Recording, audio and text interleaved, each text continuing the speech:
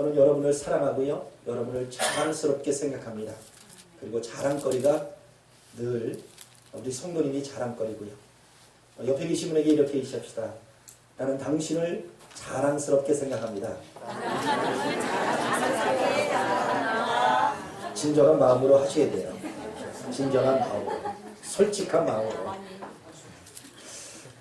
교회라는 단어를 볼 때에 헬라 단어 가운데 에클레시아라는 단어를 쓰고 있는데 이 에클레시아라는 단어는 밖으로 끌어내다, 불러내다 라는 그런 의미가 있습니다. 즉 세상으로부터 새로운 세상, 새로운 세계, 그것이 새로 창조된 것으로 하나님께서 부르셨다. 그것이 교회라고 이야기합니다.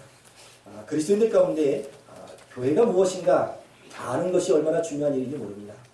왜냐하면 뿌리를 찾는 것과 같습니다.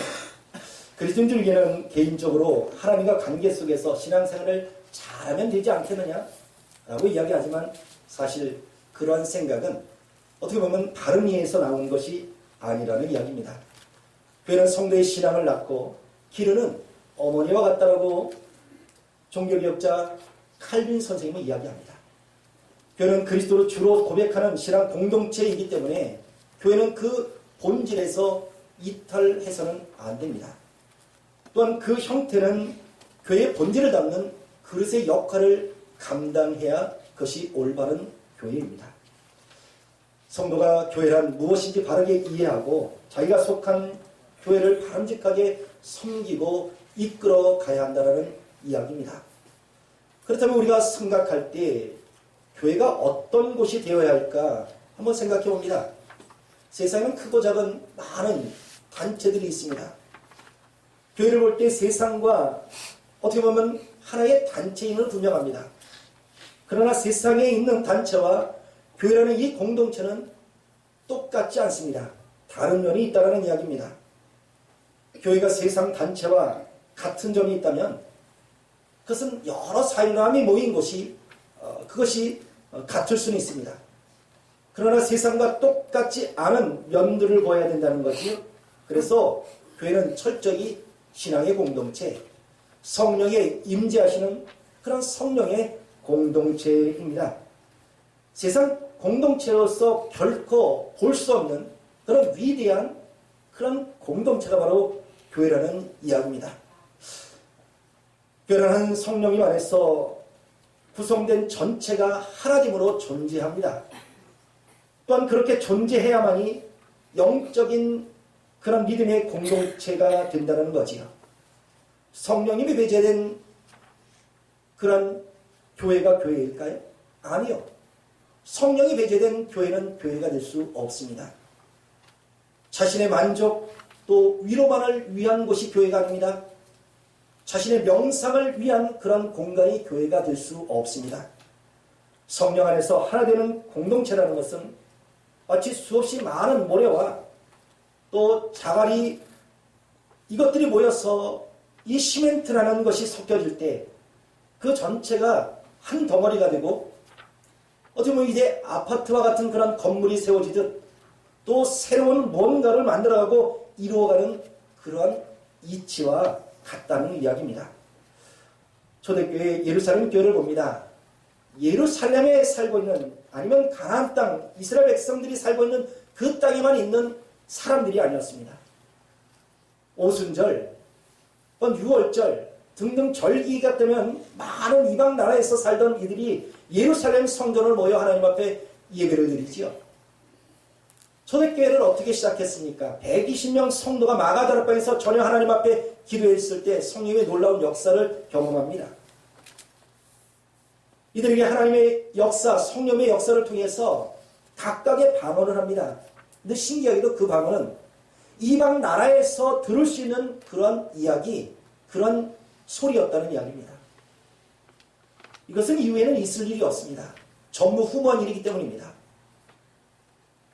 즉 이들에게 있어서 초대교회 성도들의 어떤 그런 다양한 사람들로 구성되어 있는데 이들이 어떻게 하나가 될 수 있었을까?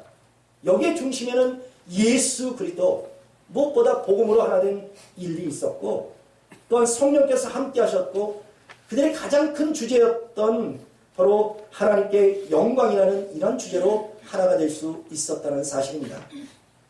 오늘날 예수 그리스도를 믿는 모든 교회, 아무래도 이 사도행전에 기록된 이 교회와 같지 않다는 것을 우리는 알 수 있습니다. 교회가 외적으로 거대해졌습니다. 화려해졌습니다.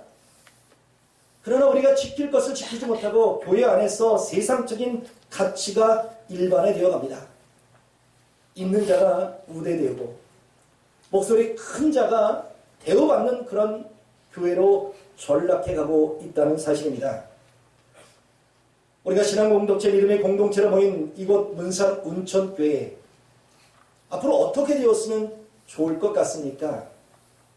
또 우리 교회 미래의 청사진을 가지고 있다면 과연 그 청사진은 어떠한 것일까요?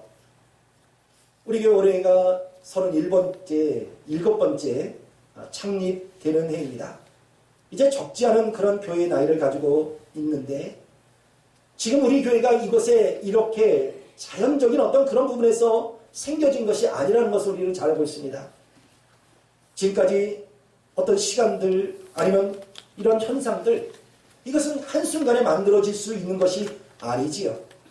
과거에 과정들이 있었기에 가능한 일입니다. 현재라는 것은 즉 과거의 모든 합성이라고 이야기를 합니다. 그래서 우리 문산운천교회가 여기 지금 이렇게 존재하고 있음은 우리 교회를 섬겨온 초대교회 성도들과 같이 기도와 헌신 또 봉사의 결과물이라는 것을 누구도 부인할 수는 없습니다. 그리고 그런 이들의 어떤 헌신과 봉사를 통해서 우리가 그 열매를 지금 먹고 있습니다. 그렇다면 다음 세대를 위해서 우리가 무엇인가 해야 하지 않을까 생각해 봅니다. 결실을 보고 추수할 곡식을 얻기 위해서는 반드시 농부는 농사를 지어야 합니다. 밭을 갈아엎고 논을 갈아엎어 그것에 씨앗을 심는 수고가 있지 않은 이상 결실의 때에 열매를 얻을 수는 없습니다. 씨앗을 심는 수고를 해야 다음 세대에 그런 지금 우리가 따먹고 있는 그런 결실을 얻게 된다는 거지요. 그래서 신앙 공동체는 항상 미래의 지향적인 그런 비전을 가져야 합니다. 우리 개인을 위한 일보다 다음 세대를 위해서 우리는 무엇인가 일을 시작해야 합니다. 우리의 게으름은 곧 우리의 미래가 어두워질 수밖에 없다는 거지요. 우리 교회의 미래는 우리의 게으름으로 있을 수 없습니다. 앞서 누군가의 눈물과 헌신, 기도로 혜택을 받고 있다면 또 우리는 다음 세대를 위해서 그런 눈물과 기도가 뿌려져야 한다는 말씀입니다. 지금 우리나라에서는 좀 보기 힘든 그런 물건 가운데 하나가 땅속에 있는 그런 물을 끌어올리는 펌프, 자동 펌프가 아니라 손으로 하는 그런 펌프지요. 일명 작두 펌프라고 이야기를 합니다. 이 펌프를 사용하는 이들을 보면 반드시 펌프 주변에 이제 양동이 그릇이 하나 있고 그 그릇에 항상 물이 채워져 있습니다. 이것을 마중물이라고 이야기를 하는데, 펌프를 사용하지 않으면 물은 이제 땅속으로 빨려 들어가게 됩니다.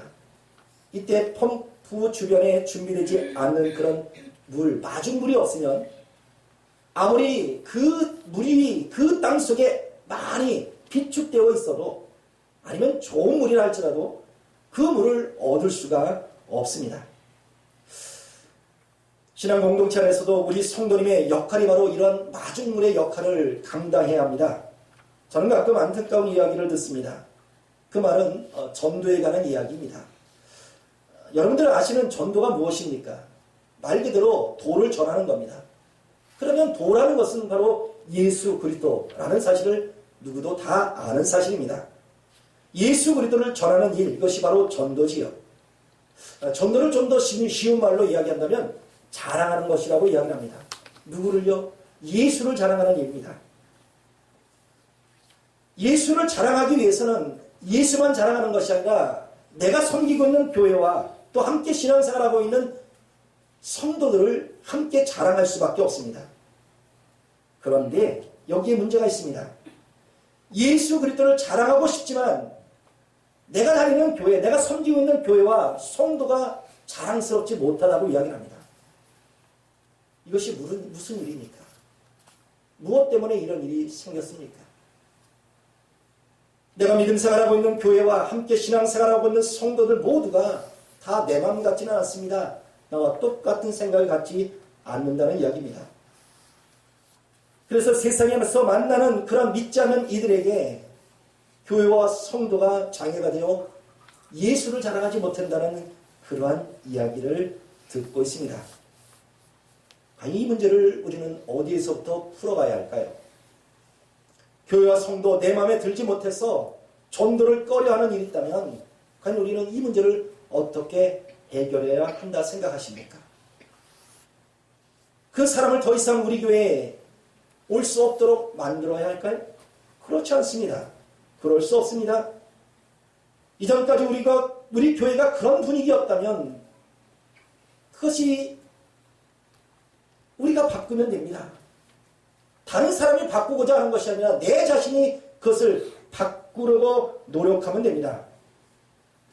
신앙의 공동체, 교회는 자신의 유익을 구하는 장소가 아닙니다. 또 인기를 얻으려는 것도 아닙니다. 누군가 나를 알아주겠지라는 그런 기대하는 것도 아닙니다. 철저히 교회는 희생이고 봉사입니다.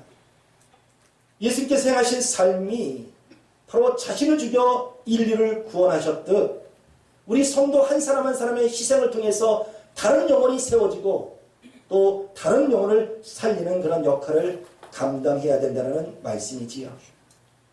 이것이 하나님께서 이 시대에 교회와 성도들에게 요구하시는 참된 믿음의 본질이기도 합니다. 오늘 말씀에도 성령 안에서 하나 된 공동체, 교회를 말씀하고 있습니다. 신앙이 공동체와 이 교회와 교회 일원으로서 지체, 예수 그리스도의 부르심을 받았습니다. 그렇다면 합당한 삶을 살아야 하는데 그런 합당한 삶이 무엇인가? 오늘 보면 이렇게 말씀하지요. 성령 안에서 하나 된 것을 지켜야 된다고 말씀합니다. 에베소서는 우리가 잘 알게도 사도 바울이 쓴 4개의 옥중 서신 가운데 하나입니다. 그런 로마 옥에서 에베소 성도를 다음과 같이 권면합니다. 오늘 보면 1절에서 3절입니다. 그러므로 주 안에서 갇힌 내가 너희를 권하노니 너희가 부르심을 받은 일에 합당하게 행하여 모든 겸손과 온유로 하고 오래 참으로 사람 가운데서 서로 용납하고 평안에 매는 줄로 성령이 하나 되게 하신 것을 힘써 지키라. 교회라는 공동체, 새로운 사람들과의 만남을 갖는 또 만남이 이루어지는 그런 공간입니다. 그렇게 만난 이들을 볼 때 삶의 배경이 다릅니다. 출신이 다릅니다. 또한 성장 환경이 다르고 직업, 연령, 취미, 학력 모두 다 다릅니다. 다양한 사람들이 만나서 믿음이라는 이 울타리 속에서 하나가 된 그런 믿음의 공동체가 교회입니다. 그동안 살아온 삶의 배경이 각각 다른 사람들을 만나 공통된 목적을 가지고 있죠. 바로 하나님의 말씀이라는 이 규범원에서 하나가 되어 살아가고 있습니다. 하나님의 공동체, 이 교회에서 자라나온 환경이 다르고 성질도 다르고 신성도 다르고 출신 지역도 다르고 직업도 다른 이에게 하나가 될 것이라고, 아니 돼야 된다고 하나님 우리에게 요구하고 계십니다. 과연 이를 우리는 어떻게 생각할 수 있을까요? 과연 이것이 가능하다고 생각하십니까? 우리는 사람이라는 이런 공통점 외에는 아무것도 발견할 수 없습니다. 하나가 될 수 있는 그런 조건이 아무것도 없다라는 이야기입니다. 그래서 우리는 하나가 되는 것을 불가능하다고 포기해버립니다. 그러나 하나님께서 하나 되는 비결을 알려주셨습니다. 그것이 바로 예수 그리스도 안에서 하나 될 수 있다라고 말씀합니다. 또한 예수 그리스도 안에서 하나 된 공동체의 삶에 의해서 필요한 것이 무엇인가? 그 교훈의 말씀이 오늘 2절 이하에 우리에게 말씀하고 있죠. 겸손에 대해서 말씀합니다. 겸손은 우리가 잘 아는 대로 낮아짐입니다. 예수 그리스도의 삶을 통해서 배울 수 있는 것이 바로 겸손입니다. 성숙한 성도가 갖춰야 될 신앙의 소양이 겸손입니다. 예수님께서 높고 높은 하늘의 보좌를 버리시고 낮고 천한 인간의 모습으로 이 땅에 오셨습니다. 심지어 아무도 관심 갖는 그런 장소가 아닌 베들레헴 그리고 말구 위에 오신 분이 예수 그리스도이십니다. 그 다음으로 온유를 말씀합니다. 온유는 따뜻한 마음입니다. 포근한 마음입니다. 부드러운 마음을 온유라고 이야기합니다. 주님께서 우리에게 말씀하실 때에 마태복음 5장 산상수훈 말씀 속에 온유한 자가 복이 있다고 말씀하시면서 땅을 기업으로 받을 것이라고 이런 축복된 말씀을 해 주셨습니다. 사람에게 편안을 주는 것이 바로 온유한 마음입니다. 그 다음으로 오래 참음, 즉 인내에 관해서 말씀하고 계십니다. 주님 안에서 우리가 배워야 될 것도 이러한 오래 참음, 인내입니다. 우리가 참지 못해서 일어나는 이 좋지 못한 감정 때문에 많은 이들에게 상처를 주고 또 내 자신도 상처를 받을 때가 얼마나 많은지 모릅니다. 주님의 용서를 볼 때 무한하신 마음이셨음을 우리는 압니다. 마태복음 22장 47절 이하의 말씀을 보면 예수님의 제자 가운데 배반했던 가룟 유다, 그와 함께 등장했던 사람들이 있습니다. 대제사장의 종들입니다. 예수님을 붙잡으러 왔습니다. 그때였습니다. 베드로는 칼을 빼어서 대제사장의 종 가운데 한 사람의 귀를 잘라버립니다. 죽이겠다는 이야기입니다. 자신의 선생님이던 예수님을 빼앗아가지 못하게 하겠다고 이야기합니다. 예수님께서 이때 뭐라고 말씀하세요? 이것까지 참아야 된다고 말씀하고 있지요. 아니 여기에서 이야기는 이것까지 참으라는 이야기는 어떤 환경에 제한을 두는 말씀이 아닙니다. 우리가 겪을 수 있는 모든 환경에 대해서 참아야 한다라는 말씀이지요. 그리고 사람 가운데 서로 용납할 것에 대해서도 말씀했습니다. 다시 한번 우리 주변을 한번 보시기 바랍니다. 나와 다른 성도님들이 앉아 계십니다. 얼마든지 부대끼고 얼마든지 이질감을 느낄 수가 있습니다. 한 집에 살면서 어릴 적 아이들은 할머니 할아버지를 잘 따를 때가 있습니다. 저 역시 어릴 적 할머니 할아버지 손에서 자랐고 또 어릴 적 증조 할머니까지 계셨음을 저는 기억합니다. 그런데 이제 자라면서 또 아이가 커가면서 아이만 커갑니까? 어르신들도 할머니 할아버지도 나이가 듭니다. 이렇게 나이가 들면 씻어도 깨끗한 옷을 입어도 어르신들에게 나는 냄새가 있습니다. 이러다 보니까 아이들이 어렸을 적에는 잘 모를 때는 할아버지 할머니 곁에서 잠을 잤는데 성장하다 보니까 그런 냄새가 싫다고 멀리하는 그런 아이들도 있습니다.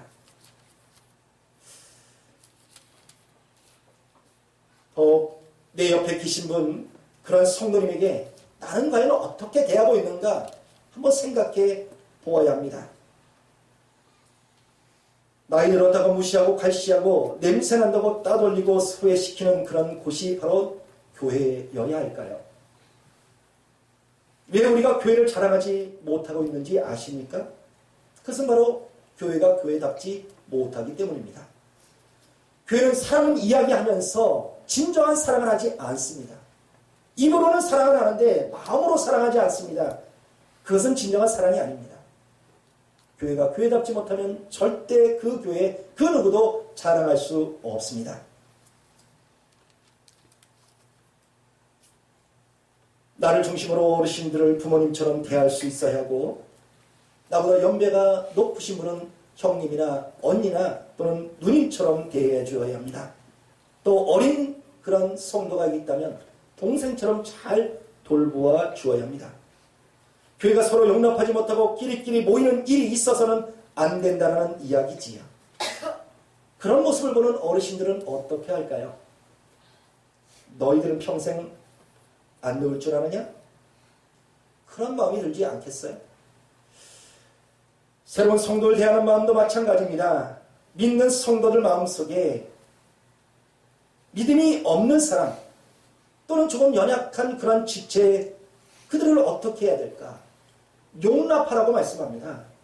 여기서 용납이라는 이 단어는 용서라는 단어가 아닙니다.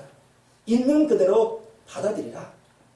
다름을 인정하라는 그런 의미입니다. 반대로 믿음 없는 사람은 믿음 있는 사람을 용납해야 합니다. 우리 교회 올 목표가 무엇입니까? 초대교회로 돌아가자라고 이야기를 합니다. 이것은 구호로만 외쳐서 되는 일이 아닙니다. 분명 내가 죽지 않고는 절대 초대교회가 될 수 없습니다. 여러분의 고집과 여러분의 아집과 여러분의 생각, 그것이 하나님의 영광이 되지 못하는 그런 모든 것들을 포기하지 않는 이상 절대 초대교회는 될 수 없습니다. 우리는 가능합니다. 왜냐하면 그럴 마음이 있기 때문에. 왜? 도전할 마음이 있기 때문에. 초대교회처럼 돌아갈 수 있다는 그런 비전을 갖고 있기 때문에 우리는 가능합니다. 모든 것을 서로 나눌 수 있는 그런 공동체가 될 수 있기를 원합니다. 이런 겸손, 인내, 그리고 서로 사랑으로 용납함을 가지고 성령 안에서 하나 되신 이것을 지켜야 된다고 오늘 보면 우리에게 교훈을 주고 있습니다. 하나됨을 지키기를 원합니다. 두 번째, 성령 안에서 있는 모든 지체 하나 되게 하신 분이 하나님이시라고 말씀합니다. 우리가 신앙 공동체에 지켜야 될 이유가 바로 여기에 있습니다. 오늘 4절로 6절 말씀 속에 사도 바울은 몸이 하나요, 성령도 하나요, 소망도 하나요, 주님도 한 분이시고 믿음도 하나요, 세례 하나요, 하나님도 한 분이시라라고 말씀하고 있습니다. 이 세상에 참된 몸은 예수 그리스도의 교회, 이것이 하나밖에 없습니다. 우리를 하나 되게 만드시고 묶으신 분이 바로 예수 그리스도이십니다.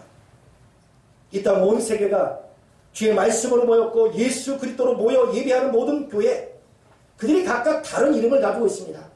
문산운천교회가 있고 문산교회가 있고 아미게 순복음교회가 있고 침례교회가 있고 다른 교회가 이름이 있지만 그 모든 교회, 그들이 믿는 예수와 우리가 믿는 예수가 다르지 않다는 이야기입니다.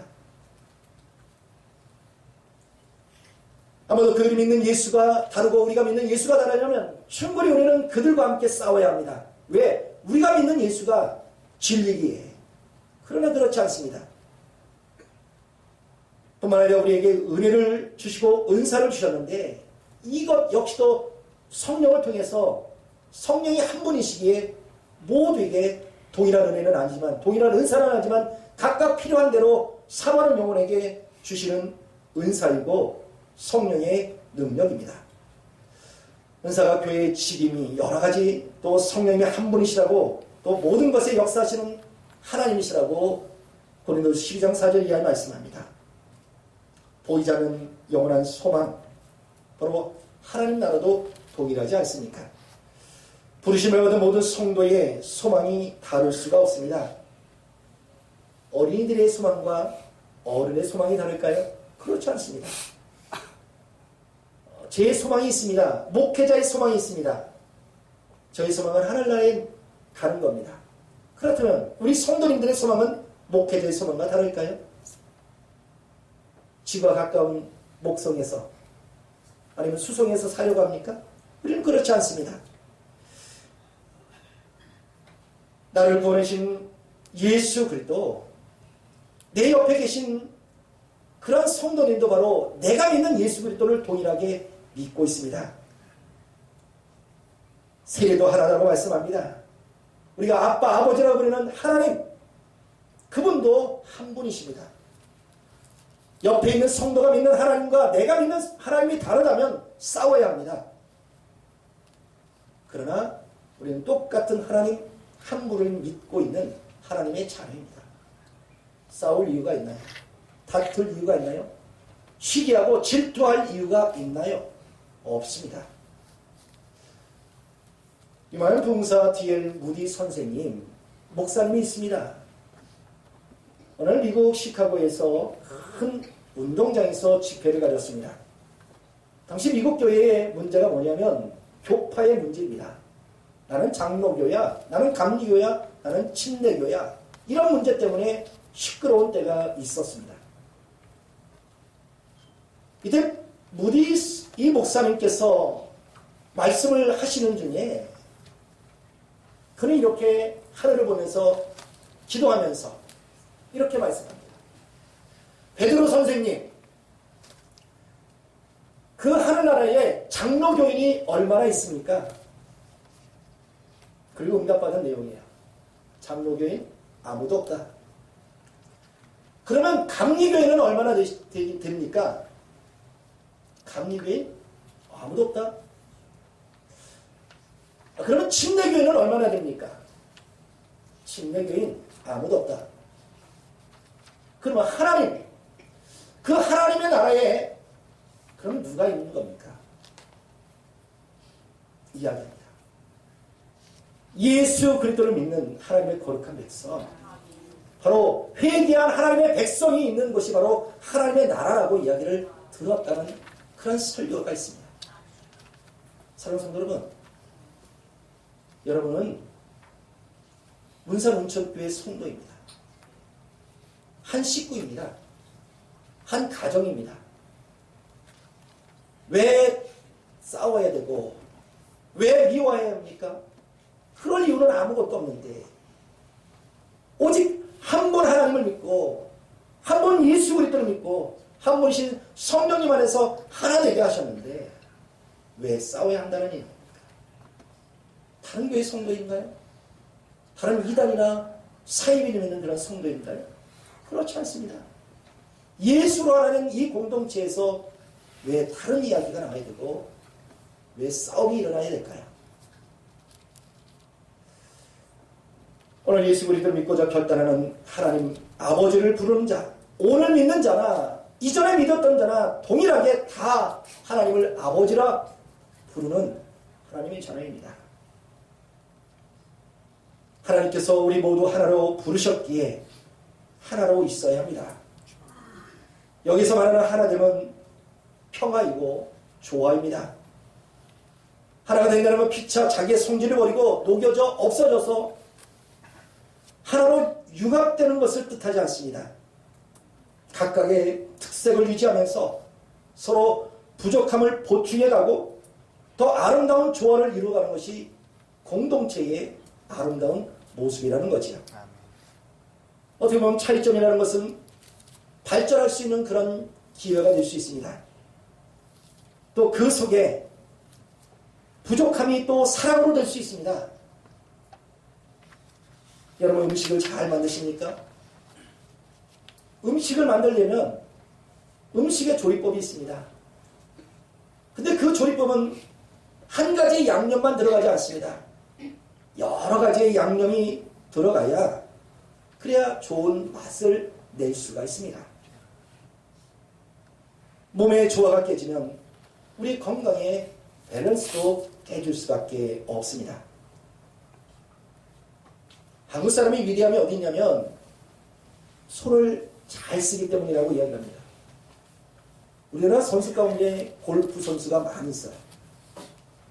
거의 아주 그 상위권에 있는 그런 사람들이 바로 한국인인데 왜 이렇게 골프를 잘 치는가? 섬세하다고 이야기합니다.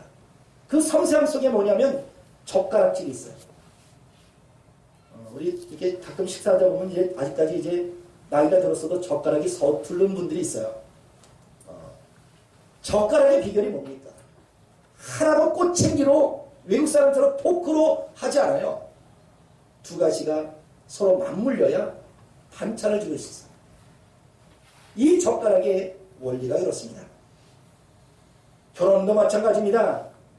살아오는 어떤 환경이 다르고 배경이 다르고 생각이 다르고 성격도 다른 그런 둘이 만나 이것이 하나 되라는 것이 그것이 결혼이 아니고 또 제3의 어떤 새로운 인간을 만드는 것이 결혼이 아니라 서로를 인정해 주는 것, 그래서 그들 속에 하나가 되어 가려는 것, 조화를 이루는 것이 이것이 결혼이라는 이야기입니다. 교회도 역시 마찬가지입니다. 우리는 각각 다른 모습으로 살아왔고 그렇게 살고 있습니다. 그러나 교회 안에서 신앙생활을 한다는 것은 하나님께서 우리를 하나로 만들어 주셨기에 이것을 지켜야 되지요. 나는 못합니다. 나는 할 수 없습니다. 아니요. 이것은 하나님의 명령입니다. 하나 되기 하신 분이 바로 하나님이시기 때문입니다.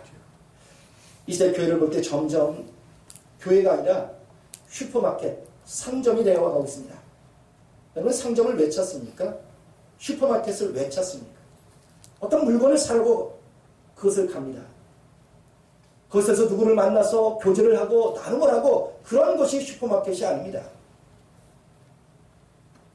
교회가 만남과 성도의 교제가 없다면 더 이상 그것은 교회라고 할 수 없습니다. 이제 많은 성도들을 볼 때 왜 교회에 꼭 가야 된다는 그런 이야기를 하느냐라고 말을 합니다.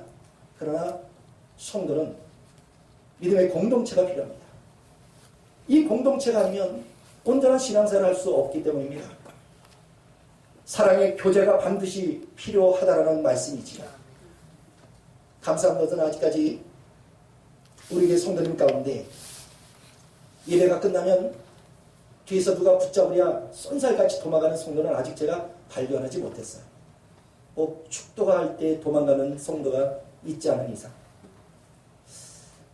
일주일에 한 번 보는 얼굴, 헤어지기 아쉬워서 오랫동안 함께 있고 싶어하는 그런 마음, 아직까지 우리 문산은총교회에 남아 있음을 저는 감사하고 기뻐합니다. 이런 교회가 젊은이들만 아니라 모든 그런 연령층에서 활발하게 이루어져야 된다는 이야기입니다. 마지막으로 성령 안에서 하나된, 무엇보다 한 몸으로 세워진 것을 우리 다시 한번 생각하고 합니다. 교회는 계급이 없습니다. 우리 새로운 믿음 생활 하시는 분들 보면 교회는 목사님이 최고야. 아니요. 저는 종입니다. 저는 머슴입니다. 저는 이렇게 늘 고백하고 있어요. 저는 머슴으로 살기로 결단했습니다. 라고 그러죠. 그래서 그런지 꼭 밥을 푸시면 보면 머슴밥을 푸시더라고요. 감사합니다. 머슴으로 해주셔서. 교회라는 것은 계급이 있을 수가 없습니다. 누가 높고 누가 낮은 사람이 없어요. 어떻게 보면 선한 목적, 하나님 나라를 위하여서 조직된 그런 일뿐이지 절대 누가 높고 누가 낮은 사람은 없습니다. 오늘 보면 11절 말씀 속에 사도, 선지자, 복음 전하는 자, 목사, 교사, 어떤 것은 이것 가지고 가장 높은 분이고 사도라, 선지자라, 복음 전하는 자다, 목사다, 교사다, 이것이 직급이 아니냐, 계급이 아니냐? 아니요. 그렇지 않습니다. 오늘 본문을 볼 때 이 모든 것 성도를 온전케 하여 봉사의 일을 하게 하고 그리스도의 몸을 세우려 하심이라고 말씀하고 있습니다. 그의 직임, 여러 가지 은사의 목적은 바로 주의 일을 하기 위함이라는 겁니다. 우리 주의 성호를 찬양하는 이 찬양대, 하나님께서 찬양대로 세워주신 이유가 뭘까요? 내 목소리를 뽐내려는 것이 아닙니다. 내 목소리를 자랑하려는 것이 아닙니다. 나 노래 잘해. 아니요. 세상 노래와 찬양은 다릅니다. 주의 일을 찬양을 하기 위해서 찬양대로 뽑으시고 세워주셨습니다. 교회 헌신하는 귀한 영혼들을 양육하는 교사들도 역시 마찬가지입니다. 교회에서 주님 외에 다른 어떤 목적으로 부름받은 사람은 아무도 없습니다. 우리 모두 어떤 장소, 어떤 직임을 맡았든지 예수 그리스도 주를 위하여 세워진 지체인 줄 믿으시기 바랍니다. 아멘. 하나님께서 우리를 하나로 부르신 목적이 바로 하나된 교회를 온전케 하기 위함이라는 말씀입니다. 이제 사순절 세 번째 주일을 맞이했습니다. 과연 예수 그리스도를 십자가를 묵상하면서 우리는 무엇을 보아야 하고 무엇을 지켜야 할까요?